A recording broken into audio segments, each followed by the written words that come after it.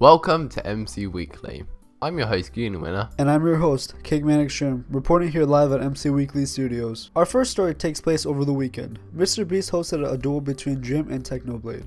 Winner gets $100,000. This event was hyped all across the Minecraft community for weeks. Both Jim and Technoblade have been training for this battle in 1.8.9 and 1.16. Finally, after many days of anticipation, Technoblade has won the 100k duel. Notch got into a disagreement on Twitter with Mark Brown, a gaming journalist better known to his fans for his YouTube channel, Game Maker's Toolkit. The Game Maker's Toolkit and Notch had a bit of a strange argument, coming to agreement that Notch would delete his Twitter in order for Game Maker's Toolkit to drop his politics. Old-time Minecraft YouTuber Stampy Longnose has returned to his lovely World Series for his 659th episode. Recently he has been uploading his old videos again and censoring them for his new younger audience. Over the weekend, Twitch Rivals took place, with a whole host of Twitch streamers live streaming a Minecraft bingo event. And we have to say the winners of the event were TeamEIRichMC, with Team Captain Sparkles coming in a close second and Team Venny coming third. Tommy and its team came last, but there were also the Hermitcraft teams competing, along with George Not Found's team and many other streamers you may have heard of. We are now going live to our interview segment part of this show, where our reporter Jaquez has got Horace the Local with him. So yes, Horace, you are the first ever guest on MC Weekly. I'm honored. Thank you so much for inviting me. So first of all, what actually happened with you and Lego Maestro? Let's go take a trip back to 2018. So, me, nice guild master, hanging out on Twitter with some people.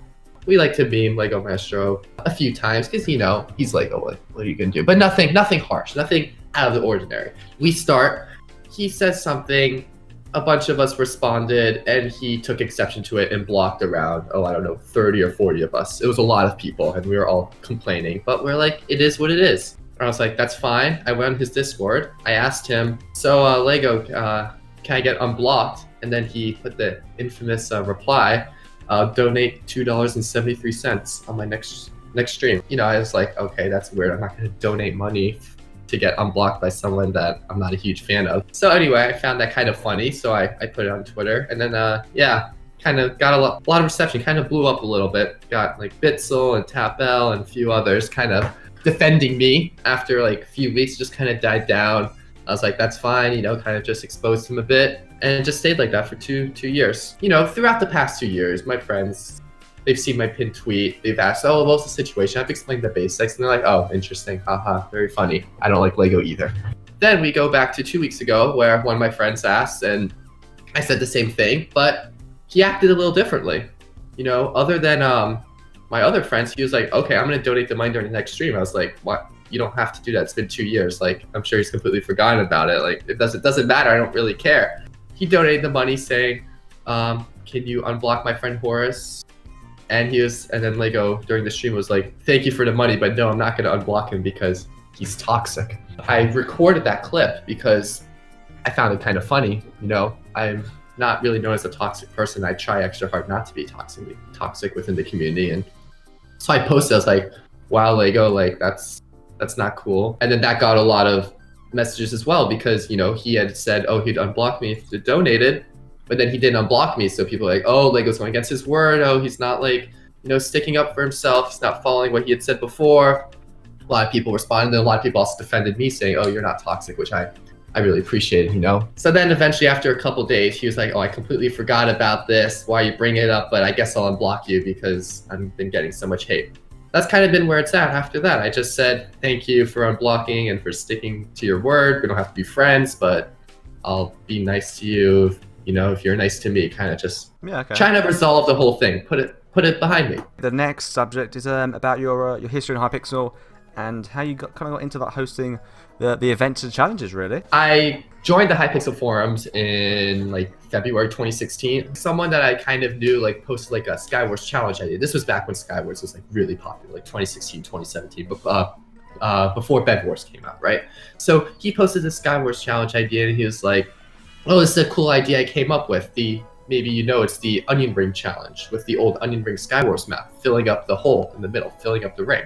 And then I responded, I was like, oh, this is a cool idea. It'd be fun if we got some people together to try to attempt it. So then we like took it to DMs, we started discussing, we made a thread. This is back when TapL was like really big in the Skywars community. You know, he was somewhat active on the forums, and he responded to the thread and signed up and then made a video on it.